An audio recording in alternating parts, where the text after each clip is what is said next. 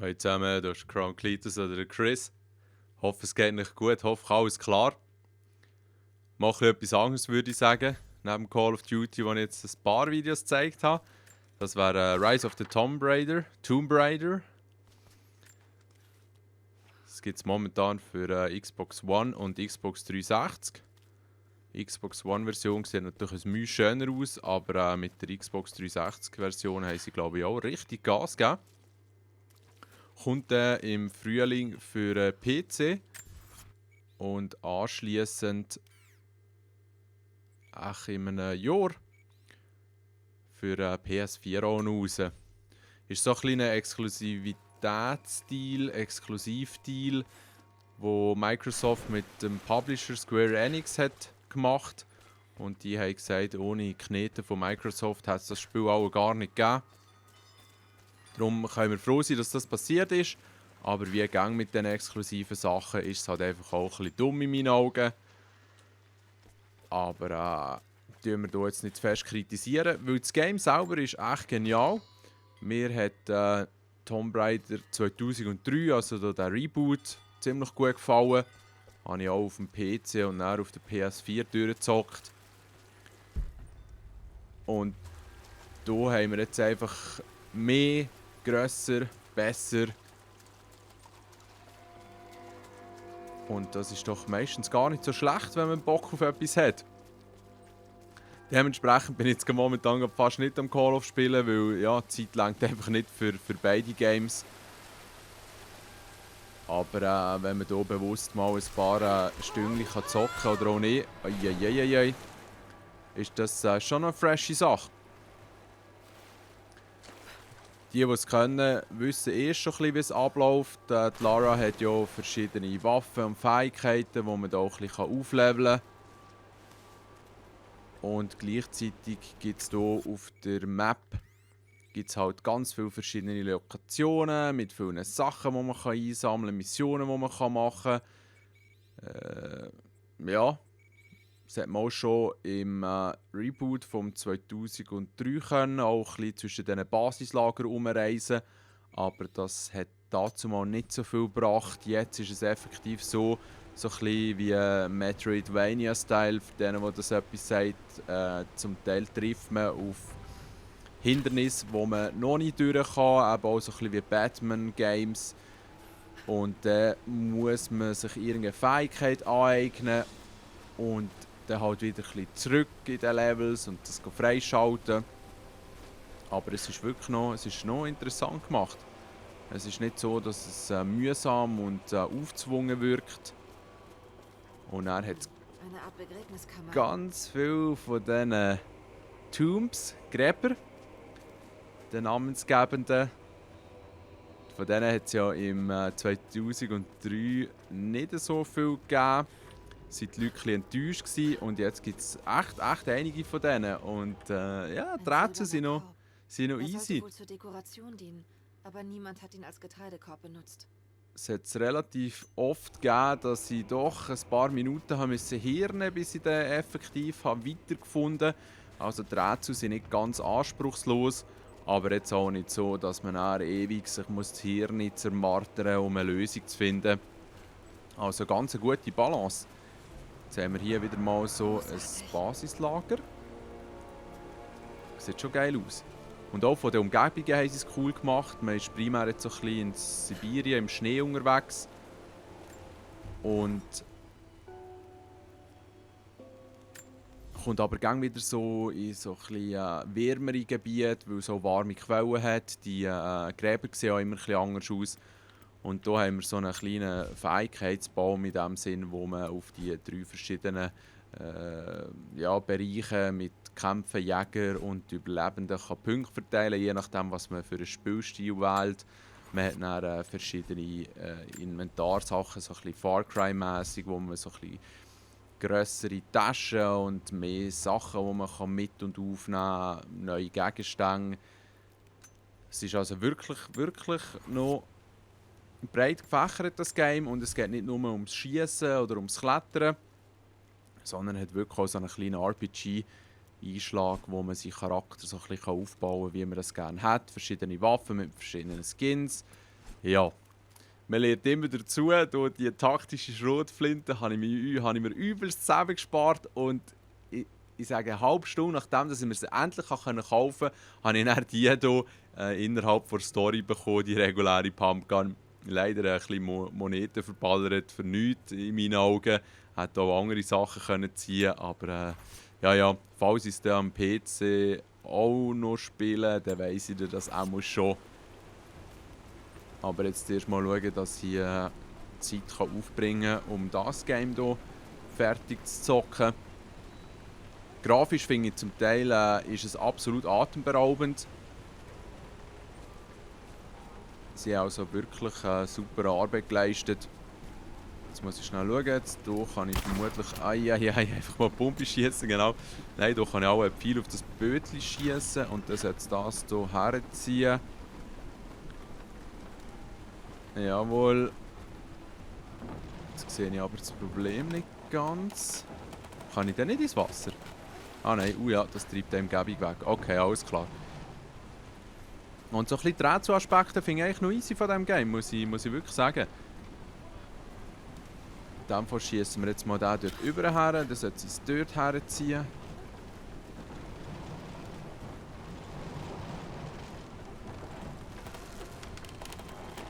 Okay. Ui. Ich hüpfe jetzt mal hier her und dann versuche ich das Boot jetzt zu schnappen, bevor es weg ist. Nein! Hey! Ui! Ui! Geil, im letzten Moment noch verwünscht. Nice.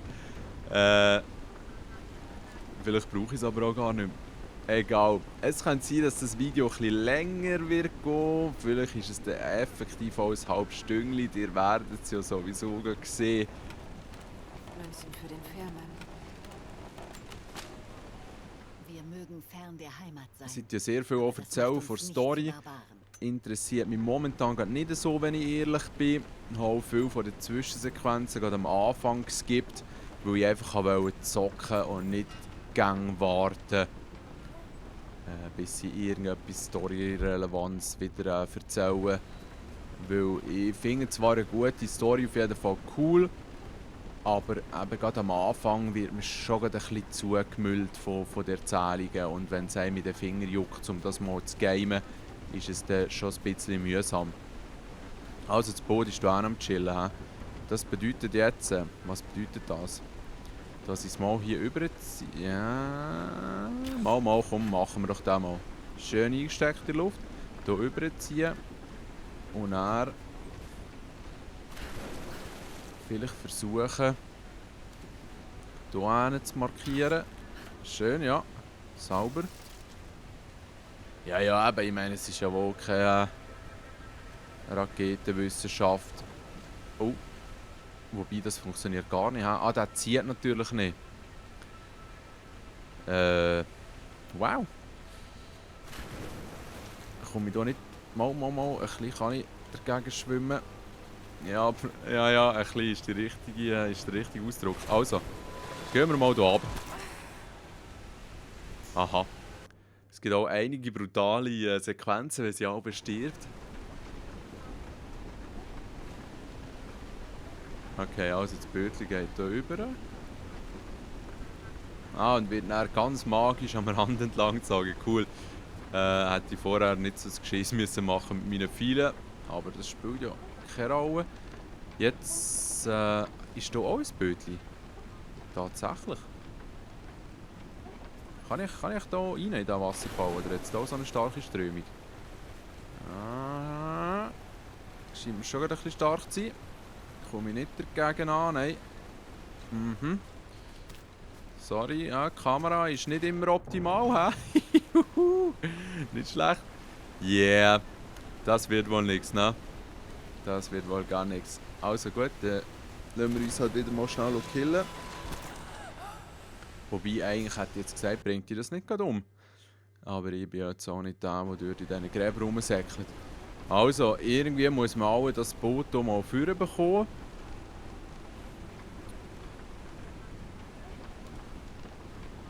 Die Frage ist einfach, wie. Ich würde es gerne noch einmal hier probieren, dass ich das einfange. überziehen. Schnell ein paar neue Pfeile herstellen. So. Hoppala. Ja, genau. Unten durchtaucht. Gratuliere. Ja, zum Glück sind die Ladezeiten zwischen den Toten nicht so lang. Das erste Laden geht jeweils recht lang. Also wenn man das Game startet, bis es dann eben das Level geladen hat, warten wir, ist es eine Minute, ich weiß nicht. Und ihr kennt es ja, eine Minute ist ja nicht allzu lang, aber wenn man dann davon hockt und Däumchen dreht, kann es einem das schon noch wie ein Zeitchen vorkommen, hey, was macht das Bötchen? Vor allem jetzt sollte ich da drauf kommen. Ja, mal, hat geklappt. So. Nein, nein, nein, nein, nein, nein, nein, nein, das haben wir nicht wollen. Schwein gehabt. Gut. Und jetzt ist die Frage, ob ich den dort hinten verwünsche. Es zieht ein bisschen her. Nein, das wird nichts. Das wird nichts. Also, ich möchte euch hier jetzt nicht mehr allzu lang mit meinen leider nicht ganz so erfolgreichen Versuchen das Grab auszutüfteln. Da komme ich dann gerne allein wieder mal her. Darum tue ich so Zeug auch nicht so gerne Let's Playen, weil irgendwie, wenn du gleich mal relativ lang hängen bleibst, hat in meinen Augen niemand etwas davon. Come on, come on, come on, come on. Hey, ist es mühsam. Ah, da kann man einfach rauf. Gut. Alright. Also, ist cool gewesen. Aber eigentlich jetzt gerade nichts für mich zum Weiterfahren. Darum gehen wir schnell raus. Jetzt kann ich schnell zeigen, wie das mit diesen Ladezeiten aussieht. Gehen wir doch geschwind in das Basislager. Und dann schauen wir jetzt gerade kurz auf die Zeit. Vielleicht ist es ein bisschen kürzer als das Initialladen.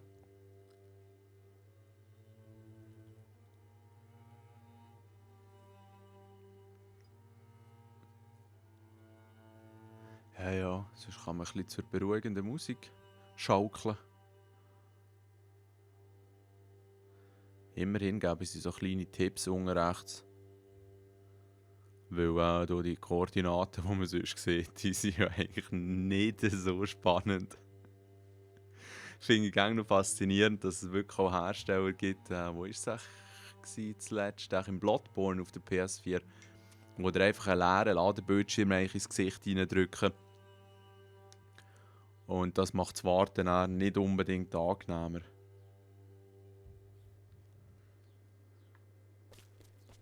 Ja, ist jetzt noch gegangen, oder? Ein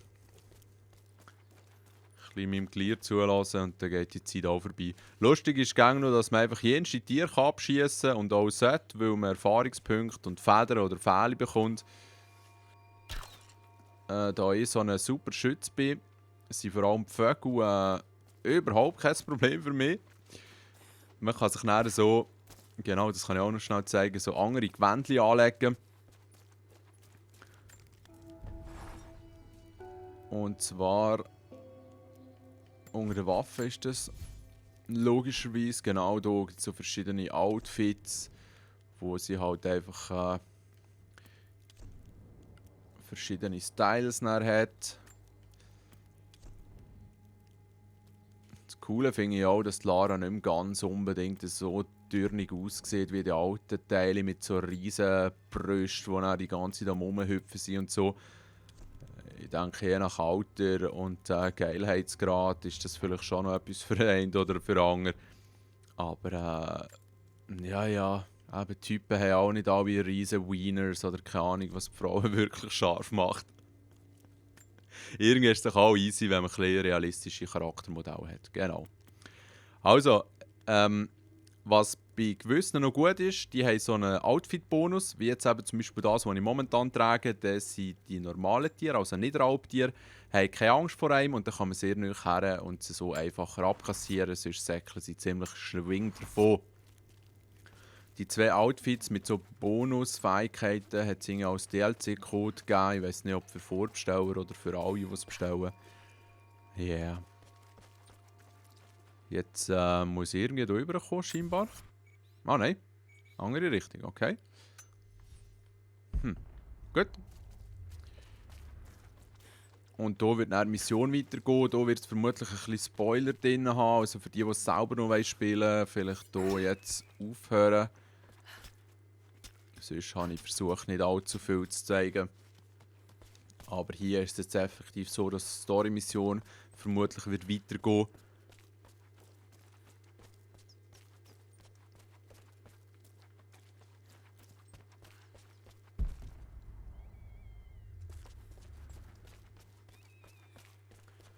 Kann man ein Huhn abschießen oder das Ding zurückbringen, wenn man will. Es gibt eben sogar Erfahrungspunkte. Jacob, es ist das reinste Chaos hier. Keine Spur von ihren Leuten. Sophia hat sie vielleicht in die Katakomben unter dem Turm gebracht. Aber ich erreiche sie nicht. Okay, dann suche ich dort nach ihr. Wir haben fast alle Verletzten evakuiert. Ich stoße bald zu ihnen. So, okay. Ist aber auch noch nett. Dort, wo es am hellsten leuchtet, dort kann man her. Ja, und es ist wirklich noch nice gemacht. Grafisch. Auch das Sounddesign. Also echt ein gutes Game. Wie gesagt, es wird ein bisschen verzögert für die anderen Plattformen erscheinen. Aber wer auf die Games steht, kann ich das durchaus empfehlen. Bin gespannt auf das Uncharted 4, das im Frühling für die PS4 rauskommt. Ich hoffe, auch dort kann man ein bisschen mehr entdecken. Und es ist nicht so viel Geballer wie auch schon. Weil Baller-Games gibt es eigentlich zur Genüge, würde ich sagen. So, okay, geht's da rüber, gut. Ist nicht unbedingt alles realistisch, was sie macht, aber wir sind auch hier zum Gamen und zum Spass haben und nicht zum Realismus ausleben. Dann gehst du gescheiter selber klettern. Aber vielleicht nicht gerade über Sörnig abhängen. Straub. Jetzt höre ich hier ein paar Kirchenglocken läuten. Ich denke, das ist im Game und nicht von mir draussen.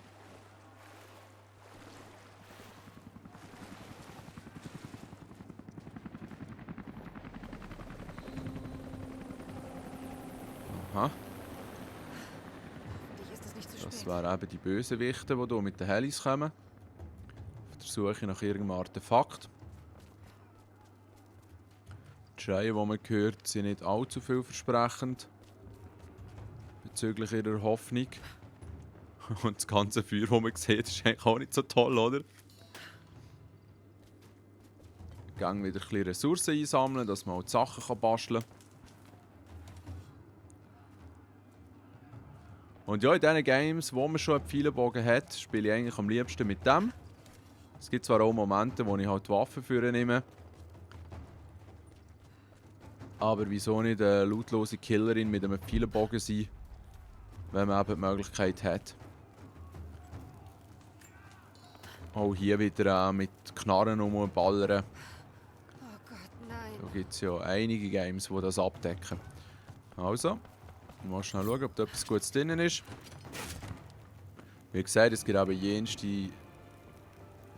jenste Sachen zum Einsammeln, Aufsammeln.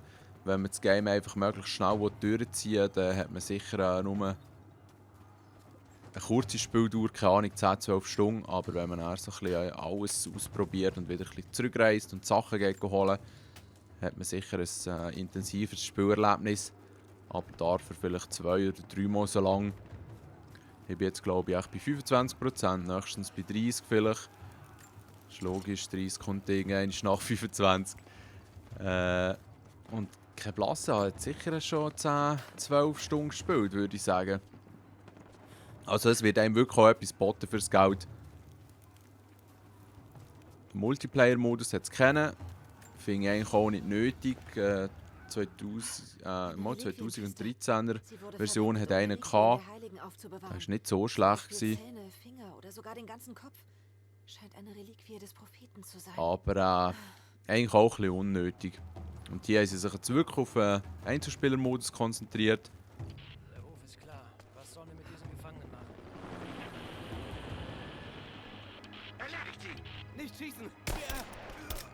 Holy shit, Mann. Ja, die zögern echt nicht. Also, jetzt kann ich hier mal schauen, wer ich anvisieren von diesen Gielen. Wie ist unser Status? Sieht so sauber aus hier. Und irgendwie... 4 sucht in den Tunnel nach einer Spur des Atlas. Die wir jetzt mal... Das gibt Doppelheady. Okay, cool. Das ist so eine Fähigkeit, die man freischalten kann. Schnell warten, bis der vielleicht seine Kollegen entdeckt. Genau. Der hat es noch nicht geschnallt, dass die tot sind. Ja, Gegnerintelligenz ist jetzt nicht übermäßig, aber sie kann einem schon ein bisschen Druck machen. Gleichzeitig hat man aber auch jenste Spielzeuge, wie man die Sachen fertig machen kann. Hier vorne sind mehrere Ziele. Mal schauen, wenn ich das am besten angehe. Ich müsste einen Winkel haben, wo ich alle verwünsche.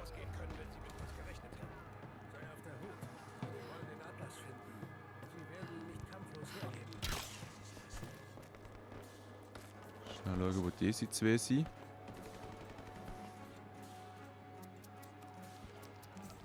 Nein, drüber, schade. Schade. Jetzt haben wir auch noch einen hier. Nein, noch mehrere. Kommen wir schon. Oh, das mit dem Headshot hat nicht geklappt. Uiuiui. Ja, jetzt verziehe ich mich hier gescheiter schnell. Kann ich dann Bürstchen Ruhe reinpfeffern. Leider nicht in den Kopf gewesen. Nehmen den noch. Okay. Ui. Ja, also. Ich habe auch noch die Fähigkeit freigeschaltet, dass wenn ich mehrere Headshots nacheinander mache, dass ich dann noch einen kleinen Multiplikator bekomme für noch mehr Erfahrungspunkte oder so. Also das ist eigentlich wirklich noch nice gemacht, dass man schon sehr seinem Spielstil entsprechend kann vorgehen. Und wenn ich jetzt wollte, hätte ich auch einfach das MG nehmen und einfach mal reinschießen, mit Granaten oder Rauchbomben schaffen, irgendwelche Kanister reinpfeffern. Also, wie gesagt, es ist sehr, sehr vielseitig. Und da finde ich eigentlich auch, ja, neuere Games haben das noch oft, dass einem Spieler freigestellt wird, welches Spielstil das man wählt. Und das führt am Schluss eigentlich auch dazu, dass man es dann vielleicht noch mal durchspielt, auf eine Art und Weise, die man vorher noch nicht gemacht hat und ein ganz neues Spielerlebnis hat. Aber ich bin da auch realistisch, wie viele Leute spielen das Game heutzutage schon zweimal durch. Gerade bei diesen Flut an Games ist das, glaube ich, zum Teil noch ein bisschen schwierig. Der grösste Vorteil ist, wenn du nicht so viele Knete hast und du nicht so viele Games kannst kaufen, dann wirst du sicher mit den bestehenden ein bisschen längeren Spass haben. Ja, wer kann sich noch erinnern, wo du noch kleiner warst und echt noch nicht so viele Knete hast ausgeben für Games? Der eine oder andere ist vielleicht gerne in dieser Situation. Und ich sage euch jetzt ganz ehrlich raus, es ist nicht unbedingt eine schlechtere Situation.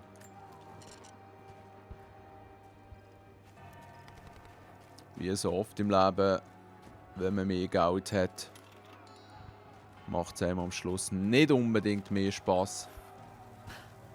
Weil man hüpft zum Teil vom einen zum anderen und genießt gar nicht richtig, was man sich eben jetzt hat leisten konnte.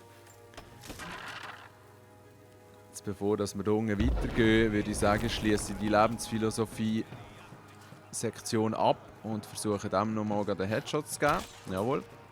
Es gibt nämlich am meisten Punkte. Guter Kopftreffer. So. Es hat eben wirklich auch so ein eine Aimbot-Fähigkeit, wo er direkt auf den Kopf schießt. Ist noch nett. Aber werde ich das nächste Mal eventuell nicht mehr investieren. Weil man kann ja auch selber auf Beeren zielen. Das ist wirklich ganz geil gemacht, auch mit diesen Spinnennetzen, die sich doch ein bisschen im Wind bewegen, die Lichteffekte.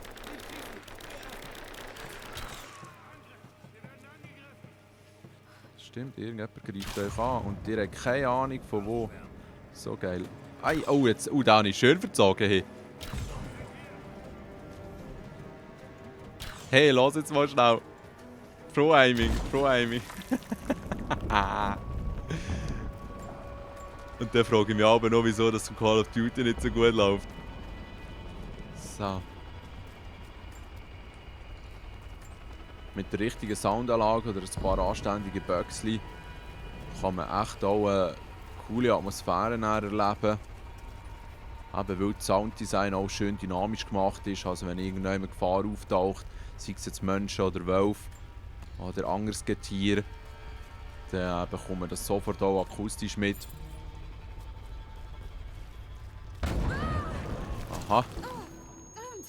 Zum Teil wird man auch ein bisschen überrascht. Hey, langsam!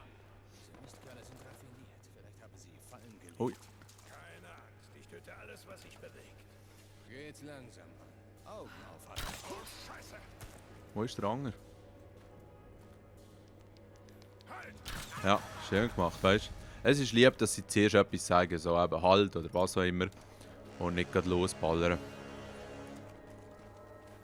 Schnell schauen, ob dort hinten jemand ist. Nein.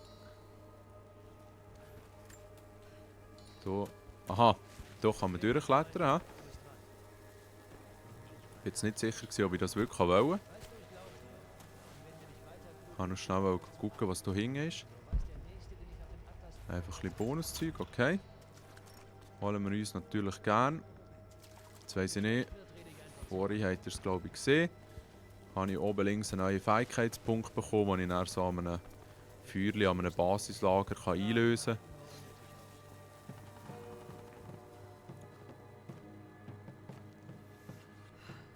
Ihr Feiglinge. Wir werden angegriffen! Genau da! Also da hat man gesehen, hä? Ja, okay. Wow, 6 Kopftreffer in Serie. Schweine. Not too shabby. Bind mich los. Ich werde jeden einzelnen kalt machen. Ruhig, Sophia. Das ist ein Blutbad. Wir verlieren zu viele Leute. Vielleicht haben deine Leute jetzt genug geopfert. Das ist unser Schicksal. Ich habe mich in dir geirrt. Sag mir, wie ich euch helfen kann. Ich muss die übrigen in Sicherheit bringen. Aber der Katakombeneingang ist dicht. Ich werde ihn freiräumen. Alright. Wird schon wieder. Und das Freiräumen, das werde ich auch allein machen. Ich komm klar. Hoffe, ihr habt einen kleinen Eindruck von diesem Game bekommen. Rise of the Tomb Raider. Gefällt mir wirklich ausgezeichnet. Die eine X1 oder eine Xbox 360 haben, zieht euch das Ding rein, auch wenn es euch nur halb interessiert. Ich bin sicher, es wird euch auch fesseln. Auf dem PC, wie gesagt, im Frühjahr, nächstes Jahr und auf der PlayStation 4 dann in einem Jahr. Bekloppter Exklusivdeal, aber vielleicht wird es dann mit ein paar Goodies noch daherkommen auf der PS4. We don't know. Ich wünsche euch einen schönen Tag, eine gute Zeit.